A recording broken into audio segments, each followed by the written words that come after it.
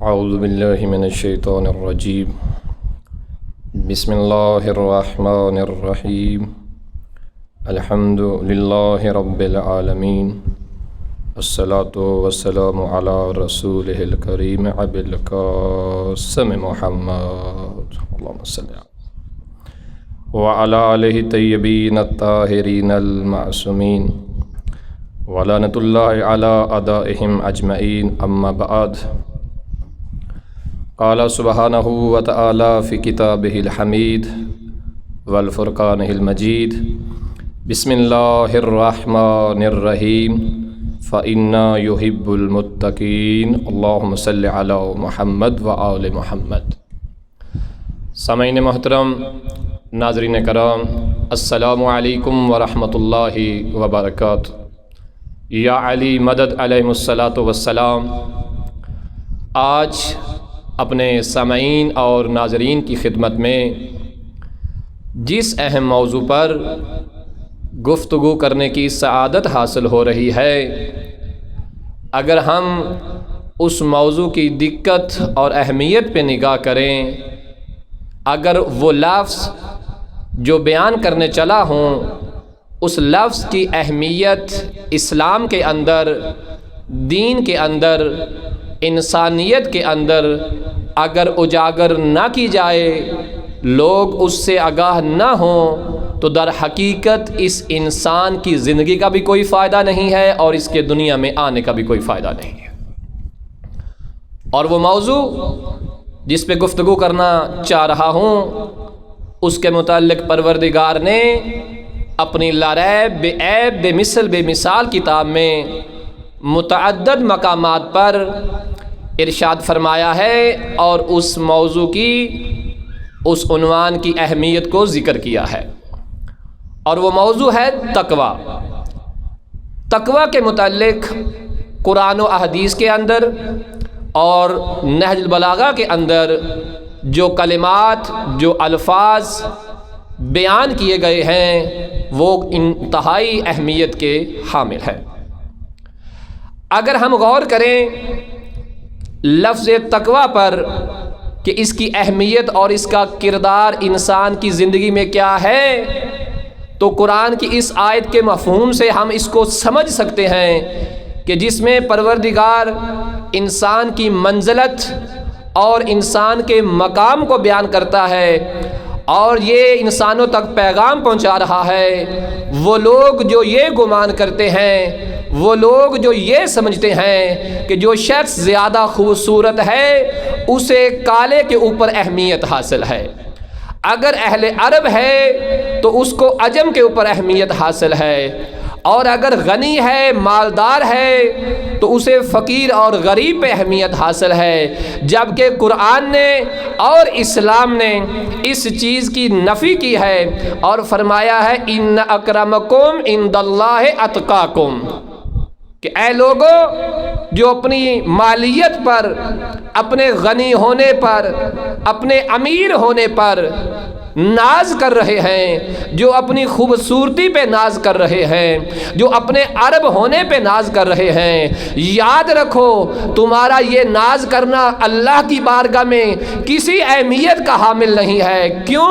اس لیے کہ اللہ کی بارگاہ میں اگر معیار بلندی کوئی چیز ہے، عظمت اور منزلت کا کوئی عنوان ہے، کوئی مرتبہ ہے، تو پروردگار فرماتا ہے کہ اللہ کی بارگاہ میں تم میں سب سے بہترین وہ ہوگا، صاحب عزت وہ ہوگا، صاحب منزلت وہ ہوگا جو تم میں سب سے زیادہ متقی اور پرہیزگار ہوگا۔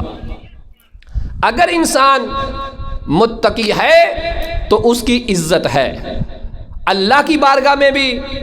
اور انسانوں کے سامنے بھی۔ اور اللہ کی نگاہ میں متقی کا معیار کیا ہے؟ پروردگار قرآن میں ارشاد فرماتے ہیں فَإِنَّ يُحِبُّ الْمُتَّقِينَ، کہ اگر ہم اہل تقویٰ ہو جائیں گے، اگر ہم متقی بن جائیں گے، تو پروردگار فرما رہا ہے کہ اللہ تو متقین لوگوں سے ہی محبت کرنے والا ہے۔ اب یہاں پہ پہلا مرحلہ یہ آتا ہے کہ ہم یہ سمجھیں کہ جس تقوی کے متعلق روایات، آیات و احادیث کے اندر اتنی تاکید کی گئی ہے کہ تقوی اختیار کرو، تقوی کامیابی کا نام ہے، تقوی کے بغیر تم نجات حاصل نہیں کر سکتے، تقوی کے بغیر تم جنت میں نہیں جا سکتے، تقوی کے بغیر تم اللہ کی بارگاہ میں اعلیٰ مقام حاصل نہیں کر سکتے، تو یہاں سب سے پہلا نقطہ یہ ہے، سب سے پہلا مرحلہ یہ ہے کہ ہمیں یہ سمجھنا ہوگا کہ آخر تقوی ہے کیا، کس چیز کو تقوی کہتے ہیں، تقوی کی تعریف کیا ہے، تقوی کا معنی کیا ہے، تقوی کو کیسے سمجھا جائے کہ انسان تقوی کو سمجھ کر اس کے اوپر عمل کر سکے۔ تو میں نے کوئی تفصیلی بات نہیں کرنی اس کے اوپر، بالکل خلاصتاً گزارش کروں کہ تقوی کا آسان سا مطلب یہ ہے کہ انسان پروردگار کا مطیع ہو جائے، اللہ رسول اور اہل بیت کا مطیع ہو جائے، جس چیز کا خدا اور رسول حکم دے دیں اس کے اوپر عمل کر لے، اور جس کے اوپر نہیں فرما دیں اس سے انسان رک جائے۔ یہ آسان سا مطلب ہے تقوی کا، کہ انسان واجبات کی ادائیگی کرے اور محرمات سے بچے۔ یہ وہ پہلا مرحلہ ہے تقوی کے طرف انسان کی مسافت کا۔ اگر ہم تقوی کو جاننا چاہیں ہمارے معاشرے کی زبان میں، آسان لفظوں میں، تو میں اپنے ناقص علم و عقل کے مطابق اپنے ناظرین اور سامعین کی خدمت میں گزارش کروں، تقوی یعنی صاحب عزت ہونا، تقوی یعنی صاحب شرافت ہونا، تقوی یعنی گناہوں سے دوری اختیار کرنا، تقوی یعنی اپنے مولا کا حکم ماننا، تقوی یعنی گناہ جب سامنے آئے تو آنکھوں کا بند کر لینا، تقوی یعنی اخروی نجات کے لیے بہترین زاد سفر، تقوی یعنی انسان اخلاقیات کے اندر ایک بہترین عزت اور اہمیت کا حامل ہو، تقوی یعنی دنیا کی تمام شرافتیں، تمام عزتیں اگر انسان اپنے دامن میں سمیٹنا چاہتا ہے تو امام زین العابدین علیہ الصلوۃ والسلام، اللہم صلی علی محمد وعلی محمد، آپ ارشاد فرماتے ہیں کہ تقوی سے بڑھ کے عزت کوئی نہیں ہے اور تقوی سے بڑھ کے شرافت کوئی نہیں ہے۔ اور مولا متقیان حضرت علی ابن ابی طالب علیہ الصلوۃ والسلام ارشاد فرماتے ہیں کہ اے حضرت انسان، کیا تو جانتا ہے کہ تمام کی تمام عزتیں پروردگار نے متقی کے لیے لکھ دی ہیں؟ روایات میں ملتا ہے کہ عزت سے بڑھ کے، تقوی سے بڑھ کے کوئی عزت نہیں ہے۔ اگر ہم اپنے معاشرے میں بھی عزت کمانا چاہتے ہیں تو ہمیں سب سے پہلے پرہیزگار بننا ہوگا، اور اگر ہم پرہیزگار بن جائیں گے، متقی بن جائیں گے، تو تاریخ شاہد ہے، آیات قرآنیہ اس پہ دلالت کرتے ہیں کہ جو شخص تقوی اختیار کر لیتا ہے اللہ ضمانت دیتا ہے کہ وہ دنیا میں بھی کامیاب ہے اور وہ آخرت میں بھی کامیاب ہے۔ اور اگر ہم اس سے آگے بڑھیں، نبی کریم صلی اللہ علیہ وآلہ وسلم فرماتے ہیں کہ اے لوگو آگاہ ہو جاؤ، جان لو کہ تقوی ایسی صفت ہے، تقوی ایسی عزت ہے، اگر انسان تقوی کو اپنے دامن میں لپیٹ لے اور اپنے آپ کو متقی کی صفوں میں لے جائے تو نبی کریم صلی اللہ علیہ وآلہ وسلم ارشاد فرماتے ہیں کہ تقوی سے زیادہ اچھی کوئی صفت نہیں ہے۔ بہترین صفت اگر کوئی ہے تو وہ انسان کا متقی ہونا ہے۔ اب اس سے بھی ہم اندازہ لگا سکتے ہیں کہ تقوی، یہاں ایک اور بھی گزارش کرتا چلوں، کچھ لوگ شاید یہ سمجھتے ہیں کہ اس معاشرے میں، اس دنیا میں متقی اسے کہتے ہیں کہ جو بالکل جو ہے گوشہ نشینی اختیار کر لے، بالکل تنہائی میں رہنا شروع کر دے۔ تعریف تقوی قطعاً یہ نہیں ہے، آسان معنی میں تقوی یہ ہے، تقوی لوگوں سے دوری کا نام نہیں ہے، تقوی اجتماعی پروگرام سے دور بھاگنے کا نام نہیں ہے، تقوی معاشرے کے معاملات سے دوری کا نام نہیں ہے، بلکہ تقوی کا آسان سا مطلب جو روایات سے استفادہ ہوتا ہے وہ یہ ہے کہ تقوی یہ ہے کہ انسان اپنے اندر اتنی طاقت پیدا کر لے کہ انسان اپنے نفس کو اپنا غلام بنا لے۔ تقویٰ یہ نہیں ہے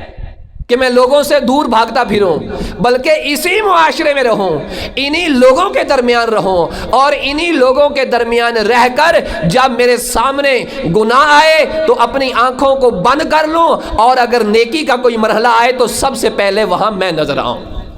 یہ ہے تقویٰ۔ جب واجبات کا معاملہ آئے تو واجبات میں سستی نہ ہو بلکہ بجا آوری ہو۔ قطعاً تقویٰ یہ نہیں ہے۔ ہاں،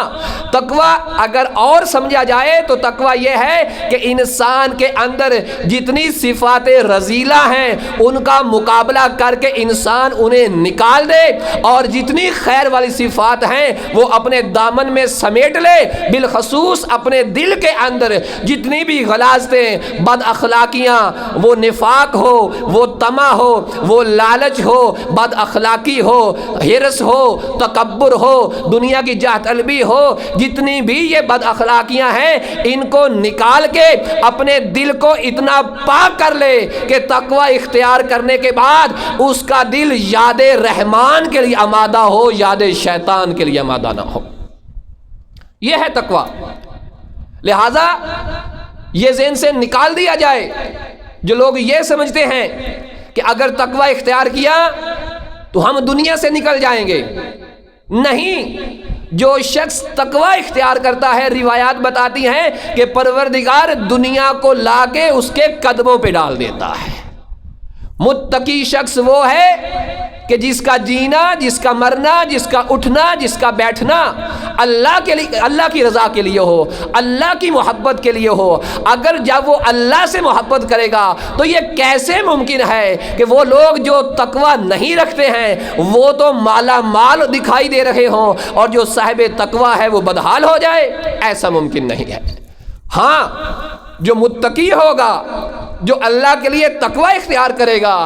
جو حرام کو اللہ کے لیے ترک کرے گا، جو واجب اللہ کے لیے بجاور کرے گا، اور اس کے ساتھ اس کا معیار نظر یہ ہوگا، اس کی نگاہ میں اہمیت افعال کی یہ ہوگی کہ وہ یہ سمجھتا ہے کہ میں نے دشمنی اس سے کرنی ہے جس سے اللہ چاہتا ہے، اور میں نے محبت بھی اسی سے کرنی ہے جس سے اللہ چاہتا ہے، تو یہ انسان متقی بھی ہے، یہ دنیا میں بھی نجات پا جائے گا اور یہ آخرت میں بھی نجات پا جائے گا۔ لہٰذا ہمیں تقوی کو سمجھنا ہے تاکہ ہمارے معاملات حیات، امور زندگی بہتر سے بہتر ہو جائیں۔ مولا متقیان اور معصومین علیہ الصلاۃ والسلام کی روایات سے ایک اور بات بھی سمجھ میں آتی ہے، اور مولا علی علیہ الصلاۃ والسلام کا ارشاد گرامی ہے کہ اے لوگو، یاد رکھو تقوی انسان کے لیے بہترین پناہ ہے،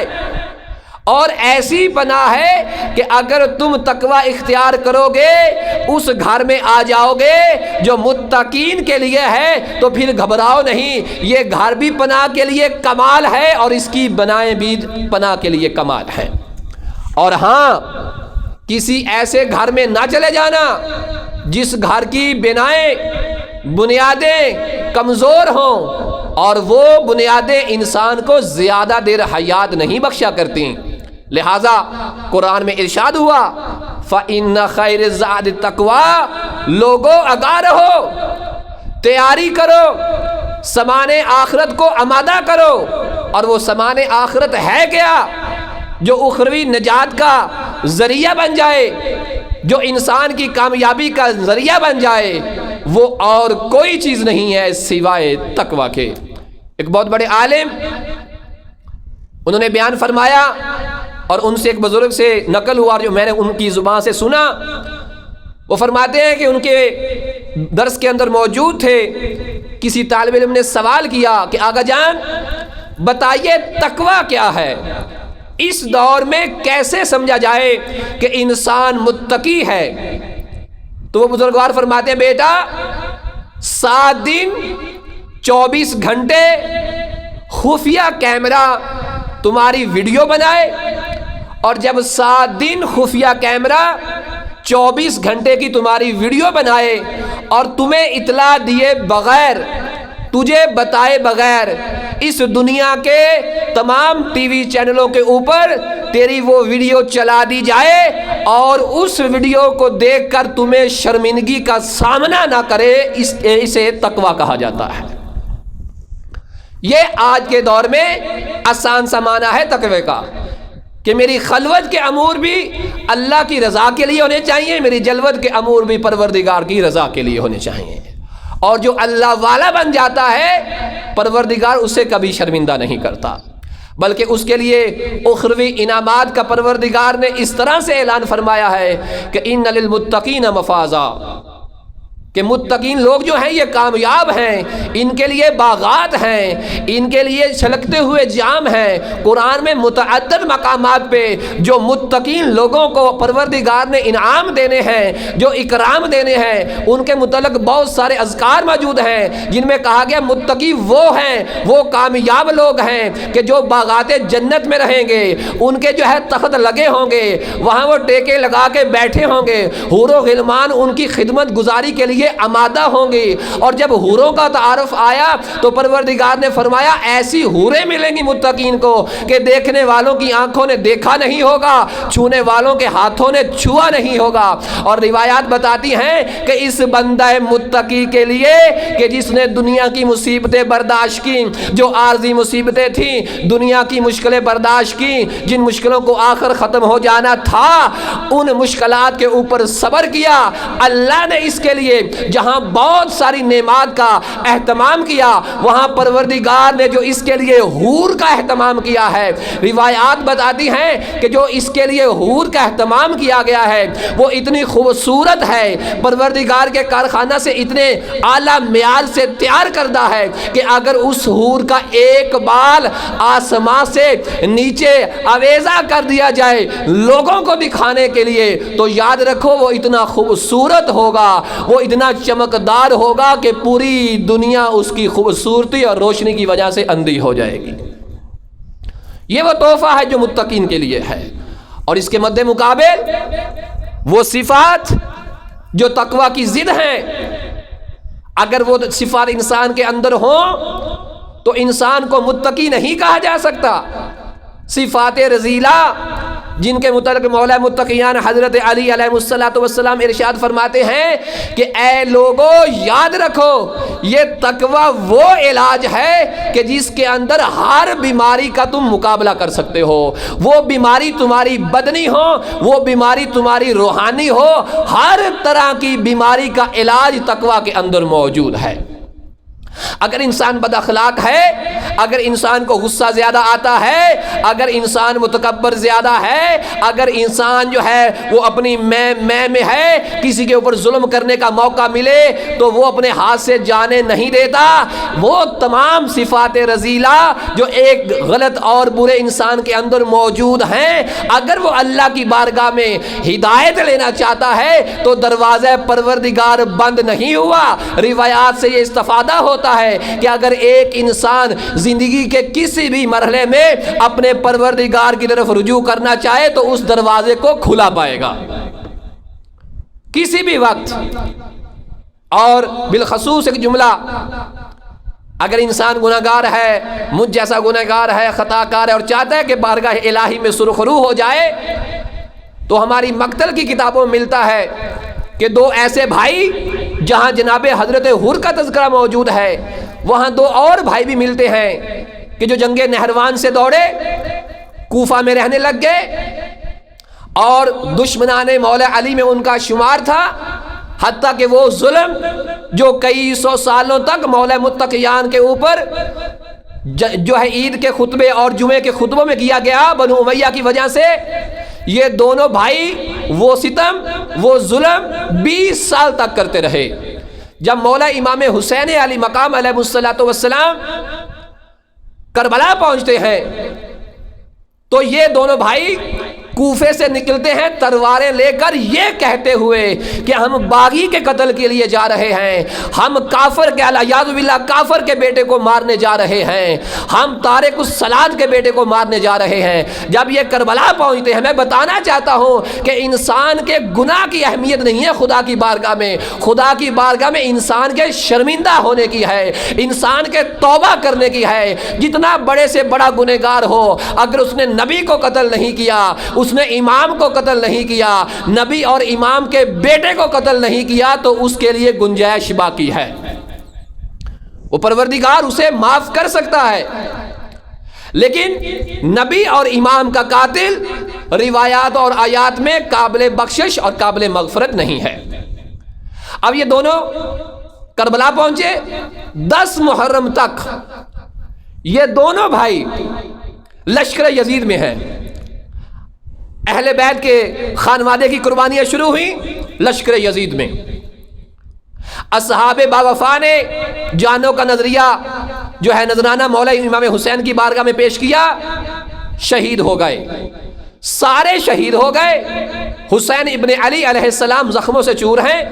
ایک مقام پہ تشریف فرما ہے، وہ آخری اعلان، وہ آخری حجت جو آقا امام حسین نے تمام کی کہ کوئی ہے حسین ابن علی کی مدد کرنے والا، کوئی ہے رسول زادیوں کی عزتوں کا دفاع کرنے والا۔ جیسے ہی ان دو بھائیوں نے یہ جملہ سنا کہ ہیں یہ حسین ابن علی کیا کہہ رہا ہے، کوئی ہے رسول کی بیٹیوں کے پردے کی حفاظت کرنے والا، یہ جملہ سننا تھا، دونوں بھائیوں کے ہاتھوں سے تلواریں گر گئیں اور یہ کہنے لگے کہ ہیں ہم تو اس کے نانا کی شفاعت کی امید رکھتے ہیں روز قیامت، یہ ہم سے کیا ہو گیا، یہ ہم سے کتنا بڑا گناہ سرزد ہو گیا۔ دونوں بھائی شرمندہ نگاہوں کو جھکائے ہوئے بارگاہ امام حسین میں پہنچے۔ جب پہنچتے ہیں اور ادب کے ساتھ کہتے السلام علیکہ یا ابن رسول اللہ، میں مخاطب ہوں اپنے آپ سے بھی اور ان لوگوں سے جو یہ کہتے ہیں کہ گناہ زیادہ ہو گئے اب ہم بخشے نہیں جائیں گے۔ نہیں عزیزان گرامی، ناظرین محترم، ایسا نہیں ہے، اس ذات کریم کی رحمت بہت وسیع ہے، اس کا معاف کر دینا اس کے غضب سے کہیں بڑا ہے۔ اور جہاں ایسے لوگ ہوں جو یہ کہہ رہے ہیں کہ ہم سے اب کچھ نہیں بن پائے گا، حسین پتہ نہیں معاف کریں کہ نہ کریں، خدا کی قسم جب یہ دونوں بھائی مقتل کی کتابیں بتاتے ہیں کہ بارگاہ امام حسین میں پہنچتے ہیں اور نظروں کو جھکا کر کہتے ہیں کہ اے فرزند رسول ہم آپ کو سلام کرتے ہیں، مولا سلام کا جواب دیتے ہیں۔ ایک جملہ انہوں نے کہا، ایک جملہ میرے آقا امام حسین نے کہا، اور آقا امام حسین نے وہ جملہ کہہ کے آنے والی نسلوں کو بتا دیا کہ گناہ گار ہونا بڑا نہیں ہے، بلکہ عزت و شرف اس میں ہے کہ انسان اللہ کی بارگاہ میں توبہ کے لیے رجوع کر دے۔ اور دونوں بھائی کہتے ہیں کہ اے فرزند رسول ہم بڑے گناہ گار ہیں، ہم بڑے خطا کار ہیں، کیا ہمیں معافی مل سکتی ہے؟ اس جملے پہ ذرا غور کیجئے گا کہ گناہ گار کتنے؟ جنگ نہروان کے باغی، 20 سال تک مولا علی کی توہین کرنے والے، کربلا میں آئے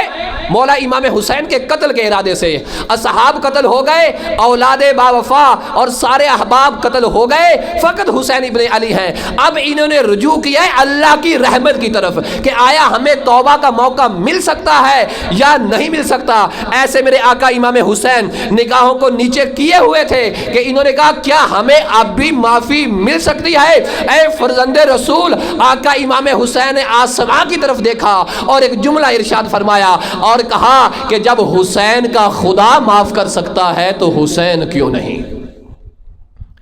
ارے حسین ابن علی تو نکلے ہی اپنے نانا کی امت کی اصلاح کے لیے ہے۔ اور خدا کی قسم رحمت پروردگار کا نظارہ آ گیا کہ جب یہ دونوں شہید ہوتے ہیں اور شہداء کی صف میں جاتے ہیں، اور آج ہم اور آپ اور جو لوگ کربلا مقدسہ کی زیارت پہ جاتے ہیں وہ آج شہداء کی قبروں پہ کھڑے ہو کے یہ جملہ کہتے ہیں کہ السلام علیکم یا انصار اللہ، اے اللہ کے مجاہدو ہمارا سلام ہو، السلام علیکم یا انصار رسول اللہ، کہ اے اللہ کے مجاہدو، رسول خدا کے مجاہدو ہمارا سلام ہو، اے علی ابن ابی طالب کے مجاہدو ہمارا سلام ہو، اے حسن مجتبیٰ کے مجاہدو ہمارا سلام ہو، اے فاطمہ زہرا کے مجاہدو ہمارا سلام ہو، اے حسین ابن علی کے مجاہدو ہمارا سلام ہو۔ تو یہاں حق حاصل ہے کہ دعا کروں پروردگار اتنے بڑے گنہگار 40 سال تک اہل بیت پہ لان تان گالی اور ستم ظریفی کرنے والے، ظلم کرنے والے اور بدبختی کی انتہا کو پہنچنے والے، ایک آخری لحظے پہ انہوں نے توبہ کی اور حسین ابن علی نے معاف کر دیا۔ خدایا یہ تو رسول خدا کے بھی دشمن، بالخصوص مولا علی کے دشمن، آج ہم کربلا میں جا کے کہہ رہے ہیں کہ السلام علیکم یا انصار اللہ، السلام علیکم یا انصار رسول اللہ۔ اے اللہ کے مجاہدو، رسول خدا کے مجاہدو، علی کے مجاہدو، تو شاید غائب سے یہی آواز آئے کہ ثقلین نقوی گھبراؤ نہیں، اگرچہ یہ رسول خدا کے دور میں نہیں تھے، اگرچہ علی ابن ابی طالب کے دور میں نہیں تھے اور ظلم و ستم کرتے رہے، فاطمہ زہرا کے دور میں نہیں تھے، حسن مجتبیٰ کے دور میں نہیں تھے، حسین ابن علی کی شہادت سے پہلے انہوں نے حسین ابن علی سے تقاضۂ معافی کیا ہے اور حسین نے ان کا عذر قبول کر لیا ہے۔ یاد رکھو، جسے حسین معاف کر دے اسے سارے معاف کر دیتے ہیں۔ لہذا اہل بیت کے صدقے اگر ہم دعا کریں گے تو بڑے سے بڑا گنہگار، بڑے سے بڑا خطا کار اہل بیت کے صدقے معاف ہو جائے، اس کا گناہ معاف کر دیا جائے گا۔ اور یاد رکھیں کہ اب معافی کیا ہے اور معافی کے بعد ہم نے تقویٰ کی صف میں شامل کیسے ہونا ہے۔ معافی یہ ہے کہ جب انسان کسی گناہ پر شرمندہ ہو، میں نے ایت اللہ العظمہ سماحت شیخ حافظ بشیر حسین نجفی پروردگار انہیں سلامتی عطا فرمائے اور ان کا سایہ ملت اہل بیت پہ قائم و دائم رکھے، میں نے خود ان کی بارگاہ میں ایک سوال دریافت کیا کہ آقا جان، جب ایک انسان سے ایک گناہ سرزد ہو جاتا ہے کیسے پتا چلے کہ وہ گناہ معاف ہو گیا ہے؟ تو آگے بزرگوار نے فرمایا کہ جب انسان سے ایک گناہ سرزد ہو گیا، اس گناہ پہ نادم بھی ہو، شرمندہ بھی ہو، اور اس کے ساتھ ساتھ اس کی آنکھوں سے شرمندگی کے آنسو بھی آئیں۔ جب شرمندگی کے آنسو اس کی نظروں سے گریں گے، اس کی آنکھوں سے بہہ نکلیں گے، تو یہ علامت ہے کہ پروردگار نے وہ گناہ معاف کر دیا ہے۔ اور اس کے ساتھ ساتھ وہ جب تک زندہ رہے متوجہ رہے کہ اس نے اب گناہ انجام نہیں دینا۔ اب انسان ہے، خطا کار ہے، اگر دوبارہ بھی اس سے نہ چاہتے ہوئے بھی گناہ سرزد ہو گیا ہے، اگر وہ دوبارہ بھی بارگاہ الہی میں رجوع کرے گا تو پروردگار اسے معاف کر دے گا، اس کی رحمت واسعہ ہے۔ اور میرے مولا رسول خدا صلی اللہ علیہ وآلہ وسلم کا وہ خوبصورت جملہ، وہ حدیث مبارک کہ جس کا مفہوم یہ ہے کہ یاد رکھو دو ایسے آنسو ہیں، دو ایسے قطرے ہیں کہ جو کبھی بھی ضائع نہیں ہوں گے، ان کی اہمیت بڑی ہے۔ مولا کون سے آنسو؟ یا رسول اللہ وہ کون سے قطرے؟ فرمایا پہلا وہ قطرہ کہ جو شہادت کے وقت انسان کے بدن سے نکلنے والے خون کا پہلا قطرہ ہے، اس کی بڑی اہمیت ہے، اور جیسے وہ نکلتا ہے پروردگار اس شہید کے سارے گناہ معاف کر دیتا ہے۔ اور ایک وہ آنسو، ایک وہ قطرہ جو تنہائی میں انسان اپنے گناہوں پہ شرمندہ ہو کے اللہ کی بارگاہ میں گریہ کرتے ہوئے اس کی آنکھوں سے بہتا ہے، اس کی بھی بڑی اہمیت ہے۔ اور اس انسان کو موقع مل جاتا ہے کہ یہ اپنے گناہوں پہ توبہ کر لے، اپنے گناہوں کی خدا کی بارگاہ میں جو ہے وہ تلافی کر لے اور متقی کی صفوں میں داخل ہو جائے۔ تو سامعین محترم، ناظرین کرام، انسانی کامیابی کا محور،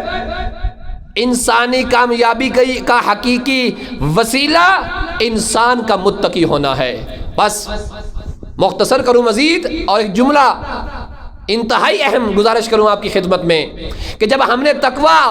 مختصر آسان لفظوں میں سمجھ لیا کہ تقویٰ یعنی نجات کا سامان کرنا ہے، تقویٰ یعنی گناہوں سے بچنا ہے، واجبات انجام دینا ہے، اللہ کو راضی کرنا ہے، اللہ سے قرب اختیار کرنے کا نام تقویٰ ہے، جب ہم سمجھ گئے کہ پیروی پروردگار، پیروی خدا رسول و اہل بیت کا نام تقویٰ ہے، اور شیطان کی پیروی سے اپنے آپ کو نجات دلوانی ہے، اپنے آپ کو بچانا ہے، جب ہم یہ تمام سمجھ گئے کہ تقویٰ یہ ہے، اب پروردگار کی بارگاہ میں سوال ہے کہ اے خدایا کہ جب تقوی کی اتنی اہمیت بیان کی آیات و روایات میں، واقعات میں، اب ہمیں ذرا یہ بھی تو بتا دے کہ تو آخر ہمیں متقی بنانا کیوں چاہتا ہے؟ غرض و غائد کیا ہے تقویٰ کی؟ ہم بھائی کیوں متقی بن جائیں؟ تو متعدد مقامات پہ تقویٰ اختیار کرنے کی غرض و غائد بیان کی گئی، اور اس میں بالخصوص ابھی ماہ مبارک رمضان جو گزرا اور روزے رکھنے کے اعتبار سے کیوں کہا گیا کہ یا ایھا الذین آمنوا کتب علیکم الصیام کما کتب علی الذین من قبلکم لعلکم تتقون؟ کیوں؟ کہا تمام عبادات کی غرض و غایت تقویٰ ہے، اور تقویٰ اس لیے اختیار کرو تاکہ اللہ والے بن جاؤ۔ تو میں یہاں اپنی طرف سے جو سمجھا ہوں ایک جملہ اپنے ناظرین اور سامعین کی خدمت میں نقل کرنا چاہتا ہوں، اور وہ یہ کہ جب اللہ سبحانہ و تعالیٰ کی ذات مقامات مختلفہ پہ ہمیں متوجہ کر رہی ہے، میری عبادت کرو تاکہ متقی ہو سکو، روزے رکھو تاکہ متقی ہو سکو، نمازیں پڑھو تاکہ متقی ہو سکو، آخر متقی بننا کیوں ہے؟ ذات کردگار چاہتی ہے کہ جب ہم متقی بن جائیں گے تو پھر علی ہمارا امام المتقین بن جائے گا۔ تقویٰ کی غرض و غایت متقی بننا، تاکہ بارگاہ الہی میں ہم یہ فخر کرتے ہوئے وارد ہوں کہ پروردگار ہم وہ ہیں کہ جن کے امام کو امام المومنین بھی کہا جاتا ہے اور امام المتقین بھی کہا جاتا ہے، کہ جب رسول اسلام صلی اللہ علیہ وآلہ وسلم بیت اللہ میں وارد ہوئے،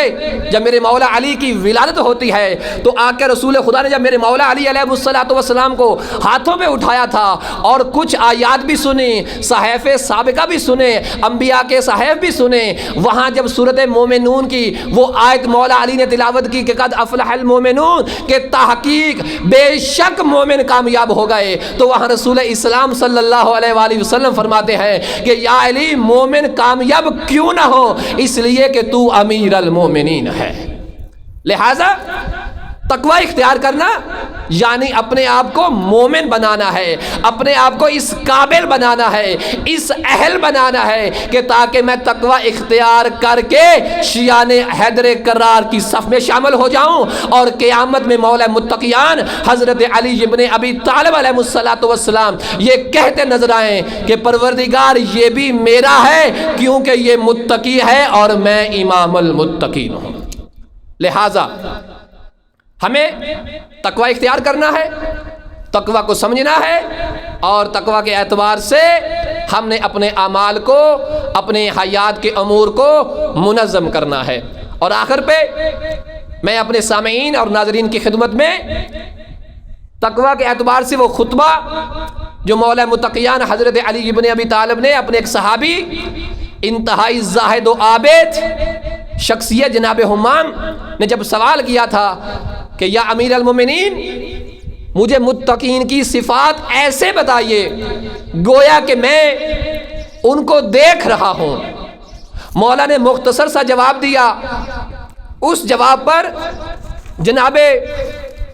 حمام نے اکتفا نہ کیا اور فرماتے ہیں مولا ذرا اور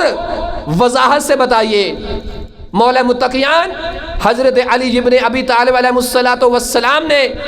جب اوصاف تقوی بیان کرنے شروع کیے، سب سے پہلے ذات پروردگار کی حمد و ثنا بیان کی، رسول خدا اور آل رسول پہ درود و سلام بھیجا، اور اس کے بعد جملہ ارشاد فرمایا کہ وہ پروردگار وہ ہے کہ جس پروردگار تک ہماری عبادتیں جو ہیں اسے بڑھا نہیں سکتی اور ہمارے گناہ اس کی عظمت کو گھٹا نہیں سکتے۔ اور ایک تفصیلی خطبہ متقین کے نام سے نہج بلاغہ کے اندر موجود ہے، میں وہ مکمل خطبہ تو نہیں لیکن اس خطبے کے چند مفہومی اعتبار سے نکات اپنے ناظرین اور سامعین کی خدمت میں پیش کروں گا کہ اگر ہم یہ دعوے دار ہیں کہ ہمارے مولا و آقا امیر المومنین ہیں اور وہ متقین کے امام ہیں، تو پھر ہمیں اس بات پہ غور کرنا ہوگا کہ اگر علی ابن ابی طالب علیہ السلام ہمارے مولا و آقا و سردار و رہنما و ہادی ہیں، ہمارے امام و مولا ہیں، تو ہم مولا علی سے تو پوچھیں کہ یا علی ابن ابی طالب آپ بھی تو بتائیں نا کہ اگر آپ امام المتقین ہیں تو وہ جو متقی ہوگا اس کے اوصاف کیا ہیں؟ تو وہ اوصاف میرے مولا نے حمام کو بتائے اور اس قدر تفصیلی بیان کیے کہ آخر پہ جناب حمام کی جو روح ہے وہ پرواز کر جاتی ہے۔ اور مولا علی فرماتے ہیں مجھے اس کے متعلق یہی خوف تھا، اور فرمایا کہ نصیحت لینے والے اور ہدایت لینے والوں پر نصیحت و ہدایت ایسے ہی اثر کرتی ہے۔ اب بس خلاصتاً گزارش کروں کہ خطبہ متقین کے اندر مولا علی فرماتے ہیں کہ متقین وہ لوگ ہیں جنہیں اللہ نے دنیا میں فضیلت عطا کی ہے، جو گفتگو میں سچ گو ہوتے ہیں، جو لباس پہننے میں میانہ روی اختیار کرتے ہیں، جب حرام کام ان کی آنکھوں کے سامنے ہوتے ہیں تو مولا کہتے ہیں وہ آنکھوں کو بند کر لیتے ہیں، اور جب علمی محافل میں جاتے ہیں تو علم کے حریص نظر آتے ہیں، اور جب خیر کے امور ہوتے ہیں تو خیر میں قدم بقدم آگے بڑھتے ہوئے آتے ہیں۔ مولا فرماتے ہیں جب وہ اللہ کی بندگی کرتے ہیں، اللہ کی عبادت کرتے ہیں، تو پھر وہ قلیل عبادت پہ اکتفا نہیں کرتے اور اپنی زیادہ عبادت کو زیادہ نہیں سمجھتے، وہ تکبر نہیں کرتے، وہ غرور نہیں کرتے، اور مولا فرماتے ہیں جب وہ لوگ انہیں دیکھتے ہیں تو اپنے آپ کو ان کے شر سے محفوظ رکھتے ہیں، سمجھتے ہیں کہ اگر یہ متقی ہے تو ہمیں نقصان پہنچانے والا نہیں ہے۔ اور آگے میرے مولا متقیان اور صاف تقوی بیان کرتے ہوئے ارشاد فرماتے ہیں کہ متقی وہ لوگ ہیں کہ جو رات کی تنہائی میں اپنے پروردگار کی بارگاہ میں سجدے کرتے ہیں، شکرانہ ادا کرتے ہیں، اور دن بھی یاد خدا سے غفلت میں نہیں گزارتے بلکہ دن میں بھی ان کی زبانوں پر ذکر خدا اور یاد خدا نظر آتی ہے۔ اور آگے میرے مولا فرماتے ہیں کہ جب لوگ اہل تقوی کی تعریفیں کرتے ہیں اور کہتے ہیں کہ تم بڑے اچھے ہو، جب ان کی تعریفیں کی جاتی ہیں تو وہ شرمندہ ہو کے کہتے ہیں کہ ہم اپنے آپ کو بہتر جانتے ہیں کہ ہم کیسے ہیں۔ یہ لوگ وہ عظیم لوگ ہیں، مولا فرماتے ہیں عام لوگ انہیں دیکھیں، ان کے بدنوں کو دیکھیں تو شاید یہ گمان کریں کہ یہ کمزور ہیں، یہ مریض ہیں، در حقیقت وہ یاد خدا میں مریض ہوئے ہوتے ہیں، انہوں نے تقوی اختیار کیا ہوتا ہے۔ اور آگے جا کے مولا فرماتے ہیں کہ دینی معاملات میں اہل تقوی انتہائی نرم، سچ گو اور دور اندیش ہوتے ہیں، اور بصیرت کے اعتبار سے اہل تقوی کی بصارت بہت مضبوط ہوتی ہے۔ اور روایات میں بھی اس بات پہ استفادہ ہوا اس بات کا کہ جو انسان جتنا متقی ہوگا اس کی بصیرت اتنی مضبوط ہوگی، وہ اتنا دوربین ہوگا، وہ اتنا دور اندیش ہوگا، اتنی بصیرت قوی ہوگی۔ اور خدا کی قسم جب ہم اپنے بزرگان کو، اپنے قائدین کو، مراجع عظام کو دیکھتے ہیں اور ان کی بصیرت کو ملاحظہ کرتے ہیں تو ہمیں پتہ چل جاتا ہے کہ وہ دشمن جو کئی سال مال و دولت و طاقت اسلام اور اہل بیت کی تعلیمات کے خلاف خرچ کرتا ہے، اور جب آگے سے ہمارے قائدین، ہمارے بزرگان دین آتے ہیں، ایک لحظے میں دشمن کی ہر سازش کو پامال کر کے اس بات کا ثبوت دیتے ہیں کہ تم جانتے نہیں ہو کہ ہم علی ابن ابی طالب کے ماننے والے ہیں، ہم اہل بصیرت ہیں، اور جو اہل بصیرت در زہرا سے بصیرت حاصل ہو جائے اس کو دنیا کی کوئی طاقت تباہ و برباد نہیں کر سکتی۔ تو دعا گو ہوں کہ پروردگار بے حق محمد و آل محمد ہمیں اہل بصیرت بننے کی توفیق عنایت فرمائے، اور پروردگار بے حق محمد و آل محمد ہمیں بھی متقین کی صفوں میں شامل فرمائے۔ علماء اعظام اور بالخصوص ہمارے قائدین، بالخصوص ایت اللہ جناب سید سعید نقوی صاحب، پروردگار ان کی حفاظت فرمائے اور ان کا سایہ ملت و قوم پہ قائم و دائم رکھے، ہمیں دین سیکھنے کی توفیق عطا فرمائے، اس پہ عمل کرنے کی توفیق دے۔ پروردگار بے حق محمد و آل محمد ظہور امام زمانہ میں تعجیل فرما، جب تیرا فیصلہ ہمارے بدنوں کے متعلق موت کا ہے ہی ہے تو ہمیں شہادت جیسی عظیم موت نصیب فرما برحمتک یا ارحم الراحمین۔ سورۃ الفاتحہ جمیع شہداء کربلا، تمام شہداء ملت جعفریہ کے لیے سورۃ الفاتحہ مع صلوات علی محمد و آل محمد۔